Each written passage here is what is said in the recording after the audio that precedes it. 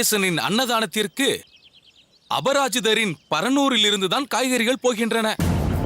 அதனால் அங்குள்ள மக்களுக்கு பாதிப்பு ஏற்படுகிறது என்று அதை தடுத்து விட்டார். என்ன? இல்லை, தனது ஆட்சிக்கு உட்பட்ட வேறு ஊர்களில் இருந்து கூட தனது அன்பளிப்பாகவே தருகிறேன் என்கிறார் அபராஜிதர். அதையும் ஏற்க மறுக்கிறார் கூரேசர். கூரேசரை பற்றி இப்படியே எத்தனை குறைகளை தான் சொல்லிக் கொண்டிருப்பீர். அதற்கில்லை மன்னவா, தங்களிடம் உள்ள செல்வாக்கை பயன்படுத்தி நம்பிக்கையை சாதகமாக்கி கூரேசன் தவறான காரியங்களை செய்கிறாரோ என்று எனக்கு தோன்றுகிறது. அதனால்தான் சொன்னேன், நான் தங்களது பணிகளை தவறாமல் செய்து கொண்டிருப்பவன். நான் சொல்வதில் தங்களுக்கு நம்பிக்கை இல்லையா மன்னவா? நம்பிக்கை இருப்பதால் தானே பிரதானியாராக நியமித்திருக்கிறேன். ஒரு பெருந்தவறு நடந்த பின்னும் உடன் வைத்திருக்கிறேன். இப்பொழுது என்ன? அந்த பிரச்சனைக்கு ஒரு முடிவு கட்ட வேண்டும். ஏதேனும் ஒரு தீர்மானத்திற்கு வந்து சிற்றரசர்களின் எதிர்பார்ப்பை நிறைவேற்றிவிட்டு தலைநகருக்கு புறப்பட வேண்டும். அவ்வளவுதானே? ஆம் மன்னவா. உடனடியாக சிற்றரசர்கள் மூவரையும் வர சொல்லுங்கள். அத்தோடு கூரேசனையும் வர சொல்லுங்கள். இனிமேலும் கூரேசர் இங்கு வர வேண்டுமா மன்னவா?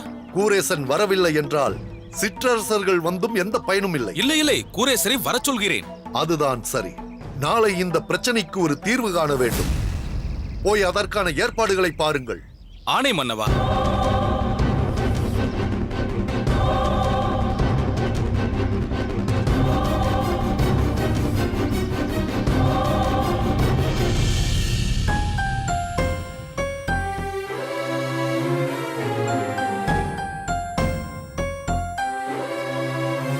என்ன ராமானுஜா, நீதான் இப்பொழுது குடும்பத்தை பார்த்துக் கொள்கிறாய். ஆனால் பெரிய பெரிய முடிவுகளை எடுத்துள்ளாய். யாரிடமும் எதுவும் கலந்து ஆலோசிக்காமல். என்னம்மா இப்படி ஒரு பழியை சுமத்துகிறாய்? பொதுவாக உன்னிடம் கேட்காமல் அடியேன் எந்த முடிவும் எடுத்ததில்லை. அப்படியா? ஏதோ காசிக்கு போக போவதாக கேள்விப்பட்டேன். உன் குருநாதர் உன்னை அழைத்து செல்கிறாராமே? அம்மா, இது அடியேனின் முடிவல்ல. இது குருநாதரின் கட்டளை. அந்த கட்டளையை ஒரு சிஷ்யனாக பூர்த்தி செய்ய வேண்டியது அடியேனின் கடமை. சுவாமி, நாம் இப்பொழுது இருக்கும் சூழ்நிலையை விளக்கி செல்வதை தவிர்க்கலாமே. தஞ்சா, உங்கள் மனநிலையும் உங்கள் நோக்கமும் அடியேன் அறியாமல் இல்லை. அடியேனும் இந்த பயணத்தை தவிர்க்கத்தான் முயன்றேன். இது ஒரு சாதாரண புண்ணியஸ்தலத்திற்கு செல்லும் க்ஷேத்ராடனமாக இருந்திருந்தால் இந்த பயணத்திலிருந்து அடியேன் விடுவித்துக் கொண்டிருப்பேன். ஆனால் காசியில் நடக்க இருப்பதோ மிகப்பெரிய சதஸ். அதற்கு நாட்டின் பல்வேறு பகுதியிலிருந்து பல பண்டிதர்களும் வேத விற்பன்னர்களும் வர இருக்கிறார்கள். அதனால் யாதவ பிரகாச சுவாமிகள் அடியேனும் அவசியம் வந்தே ஆக வேண்டும் என்று கட்டளையிட்டதனால் மறுத்து பேச இயலவில்லை அம்மா. இது பாடத்தில் அடியேன் பயிலும் ஒரு பகுதியாகிவிட்டது. ஏதேதோ விளக்கம் சொல்கிறாய். ஆனால் இப்பொழுதுதான் உணர்கிறேன், ஒருவேளை நான் செய்தது தவறோ என்று. எதையம்மா சொல்கிறாய்? தஞ்சா பல சமயங்கள் வியாபித்தது உண்டு. பாடசாலை என்று அங்கே சென்று விடுகிறார். என் தந்தை திரவிய வியாபார ஏற்பாடு செய்தும் அதை நிராகரித்து விட்டார் என்றெல்லாம். நீ மேலும் மேலும் படிக்கிறேன் என்கிறாய். ஆனால் அகத்திலோ நாங்கள் 2 பெண்கள் தனியாக இருக்கிறோம். நீ எப்பொழுது காசிக்கு சென்று எப்பொழுது திரும்பி, அதுவரை நாங்கள் இருவரும் எப்படி தனித்திருப்பது? இதையெல்லாம் நினைத்து பார்த்தாயா? பெரியம்மா, நீங்கள் தேவையில்லாமல் கவலை கொள்ள வேண்டாம். ராமானுஜர் அண்ணாவுடன் நானும் தானே போகப் போகிறேன். கோவிந்தா, முதலில் நான் என்ன சொல்கிறேன் என்பதை புரிந்து கொள். ராமானுஜன் இல்லாத நாட்களில் நாங்கள் இங்கு எப்படி தனித்திருப்பது என்று கேட்டுக்கொண்டிருக்கிறேன். மேலும் ராமானுஜனையே போக வேண்டாம் என்று சொல்லிக் கொண்டிருக்கும் பொழுது உன்னை மட்டும் போக சம்மதிப்பேனா? என்ன பெரியம்மா இப்படி சொல்கிறீர்கள்? இது ஒரு அரிய வாய்ப்பு. நான் என் அம்மா அப்பாவிடம் மிகவும் பிரயத்தனப்பட்டு காசி செல்வதற்கு சம்மதம் வாங்கியிருக்கிறேன். நீங்கள் என்னவென்றால் இருவரும் போக வேண்டாம் என்று சொல்கிறீர்களே. கோவிந்தா, எனக்கு நீ வேறு ராமானுஜன் வேறு என்று கிடையாது. இருவரையும் ஒன்றாகத்தான் நினைக்கிறேன். நீங்கள் இருவரும் காசிக்கு செல்வதில் எனக்கு உடன்பாடில்லை. யாதவ பிரகாச சுவாமிகள் உங்களுக்கு குரு என்றால் நான் உங்களுக்கு அம்மா. உன் குருவை கேட்டுப்பார். தாய் சொல்லை தட்டாதே என்றுதான் அவரும் சொல்வார். பெரியம்மா, நான் என் பெற்றோர்களிடம் விரிவாக பேசிவிட்டேன். அவர்கள் வந்து உங்களுடன் இருப்பதற்கான ஏற்பாடையும் செய்துவிட்டேன். அதனால் தனியாக இருக்க வேண்டும் என்ற கவலை உங்களுக்கு வேண்டாம். அதெல்லாம் சரி வராது கோவிந்தா. வரும், நான் இருக்கிறேன். நீங்கள் ஏன் கவலை கொள்கிறீர்கள்?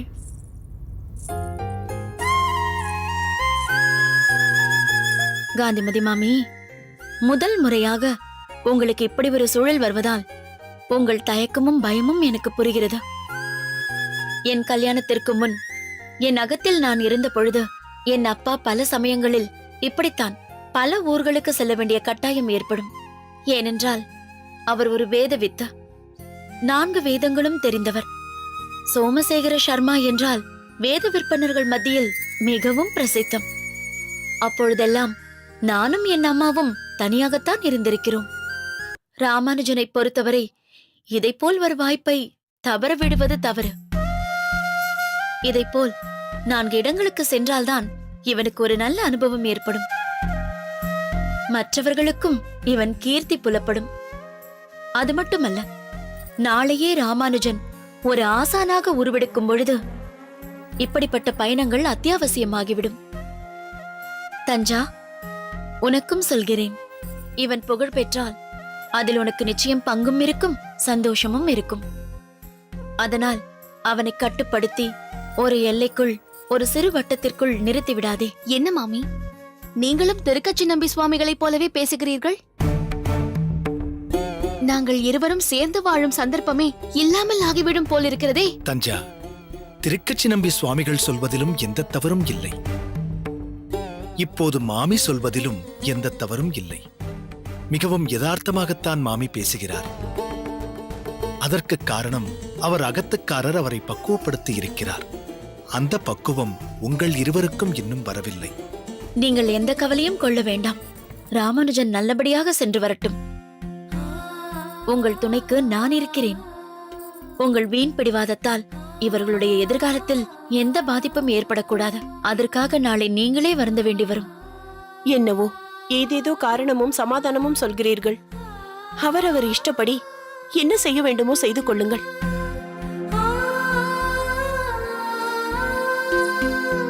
இப்பொழுது ஏதோ அரைமனதுடன் சம்மதம் தெரிவித்தாலும் ஓரிரு தினங்களில் அவர்களின் மனம் மாறி முழு சம்மதமும் கிடைத்துவிடும். அனுபவபூர்வமாக சொல்கிறேன். அதனால் நீங்கள் உங்கள் வேலையை பாருங்கள்.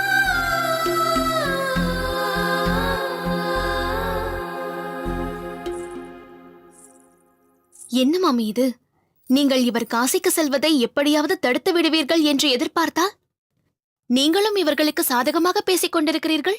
இல்லை தஞ்சா, நாம் எந்த அளவிற்கு கட்டுப்படுத்துகிறோமோ அந்த அளவிற்கு அவர்களும் விடுபட்டு செல்ல துணிவார்கள். அதுதான் மனித இயல்பு. ராமானுஜன் காசிக்கு சென்று வரட்டும். பிரிந்திருந்தால்தான் ஒருவருடைய மதிப்பு தெரியும், அன்பும் கூடும். இப்பொழுது நீ சம்மதம் தெரிவித்தால் அதுவே அவனுக்கு சந்தோஷத்தை கொடுக்கும். உன் மீதுள்ள மதிப்பும் கூடும். திரும்பி வந்த பின் அன்பும் கூடும். இது நடக்கிறதா இல்லையா என்று பார். சரி, நானும் புறப்படுகிறேன். வழக்கம் போல் கோயிலில் சந்திக்கலாம்.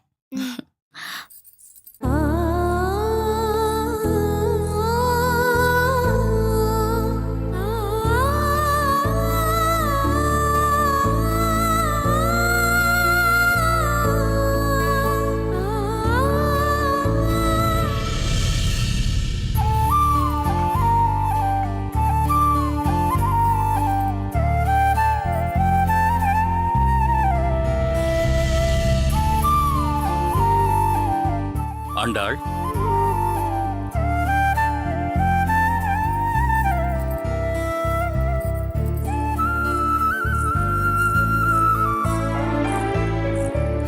அம்மாவின் படத்திற்கு விளக்கேற்றிக் கொண்டிருக்கிறாயா? என்னப்பா திடீரென்று கேட்கிறீர்கள்? இது நான் தினமும் செய்வதுதானே? இல்லை அம்மா, ஏதோ நினைத்து வந்தேன், எதையோ கேட்கிறேன். அந்த பிரதானி வந்து சென்றதில் இருந்தே என் மனம் கவலை கொண்டுள்ளது. ஆமாம், கூரேசன் வந்து விட்டானா? அகத்தில்தான் இருக்கிறார் அப்பா. முன்பெல்லாம் கூரேசன் வர சற்று தாமதமானால் நீ கவலை கொள்வாய். இப்பொழுதோ அந்த கவலை எனக்கு வந்து விட்டது. அந்த சிற்றரசர்கள் எல்லோருமே ஆபத்தானவர்கள், எதற்கும் துணிந்தவர்கள். இவன் ஏதோ மன்னருக்கு பாசுரம் சொல்லிக் கொடுத்துக் கொண்டிருந்தான் என்றில்லாமல் இப்பொழுது பார், தேவையில்லாத பிரச்சனை. ஓரிரு தினங்களாக இவர் மன்னரையும் சந்திக்க செல்லவில்லை. மன்னருக்கு வேறு ஏதோ முக்கியமான பணிகள் இருப்பதால் இவரை இப்பொழுது வரவேண்டாம் என்று சொல்லிவிட்டாராம். ஏதோ தலைக்கு வந்தது தலைப்பாகையுடன் போய்விட்டது என்று நாம் நினைத்துக் கொள்வோம். மேற்கொண்டு பிரச்சனை வராமல் இத்துடன் விட்டுவிட்டது என்று இருந்தாலே போதும். விடவில்லை. வாருங்கள் பிரதானி, என்ன திடீரென்று? மன்னரின் கட்டளை. உங்கள் மகன் குரேசர் இருக்கிறாரா? வாருங்கள் பிரதானியாரே. இங்கு குசலம் விசாரிப்பதற்காக நான் வரவில்லை. அதற்கு உண்டான சூழலும் இப்பொழுது இல்லை. சென்ற முறை உங்கள் நன்மைக்காக வந்தேன், நல்லதை சொன்னேன். அதை நீங்கள் ஏற்க மறுத்துவிட்டீர்கள். இப்பொழுது துர்ச்செய்தியுடன் வந்திருக்கிறேன். அதனால் நீங்கள் எது கொடுத்தாலும் அதை நான் ஏற்க இயலாது. என்ன பிரதானி, ஏதேதோ சொல்கிறீர்கள்? எங்கள் மன்னருக்கு நன்றாக விளங்கிவிட்டது. குரேசர் சொன்ன அனைத்து ஊர்களும் தவறு என்பது அவருக்கு தெரிந்துவிட்டது.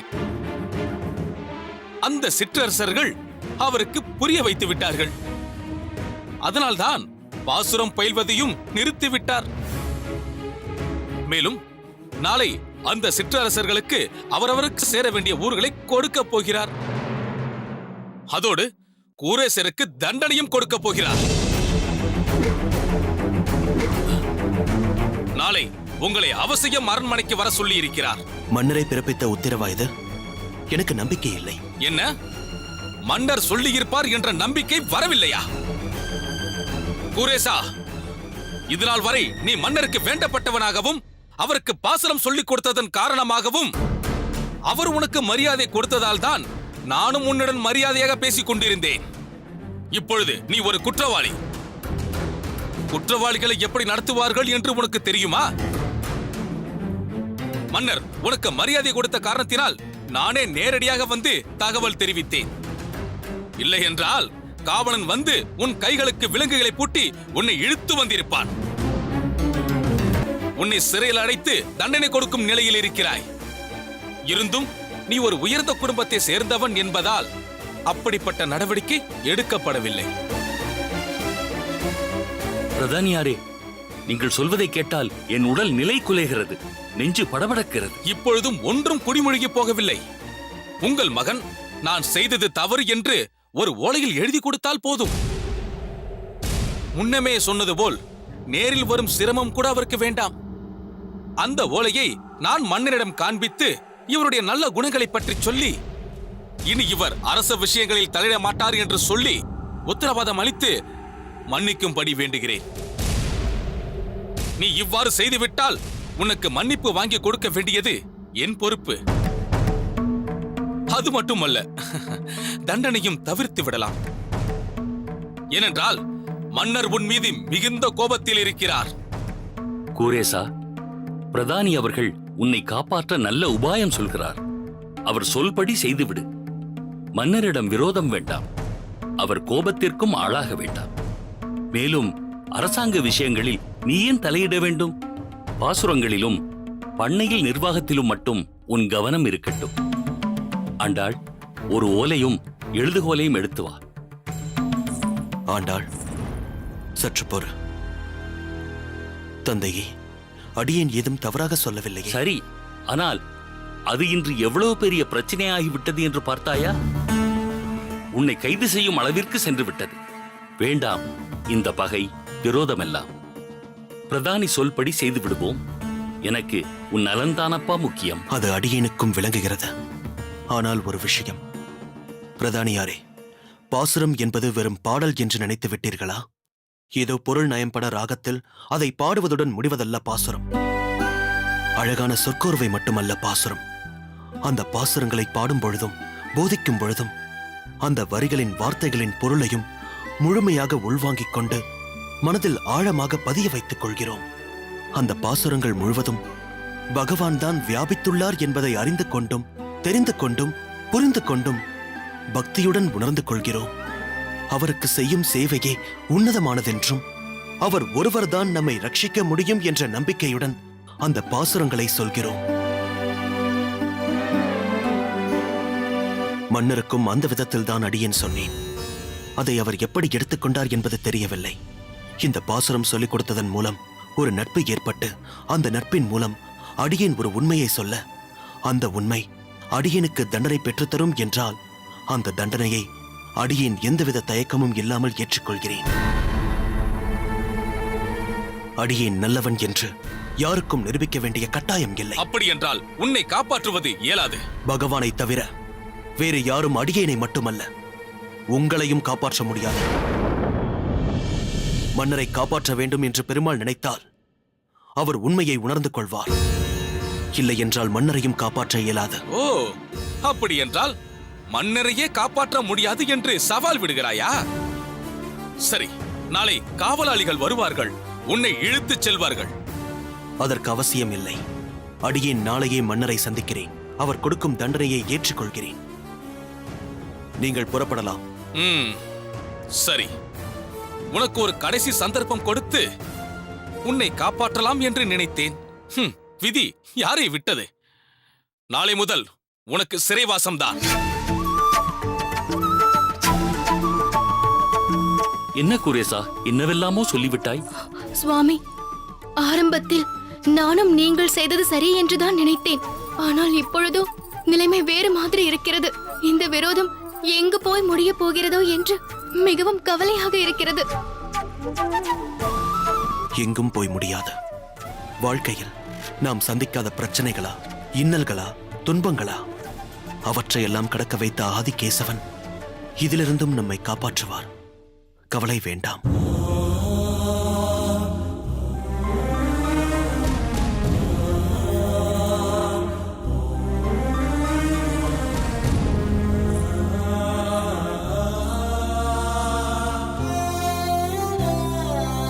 பெருந்தேவி, உன்னிடம் முறையிடுவதைத் தவிர வேறு எதுவும் எனக்கு தோன்றவில்லை. நம் கூரேசனை பெருமாள் தான் காப்பாற்ற வேண்டும்.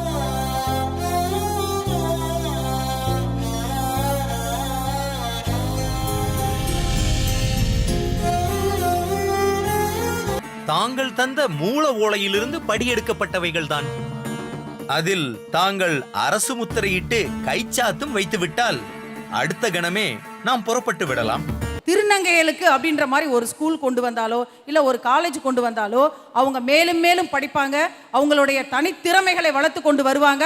அப்பொழுதுதான் தெரியும் பகுத்தறிவு என்பதை அவங்களுக்கு உருவாகும்.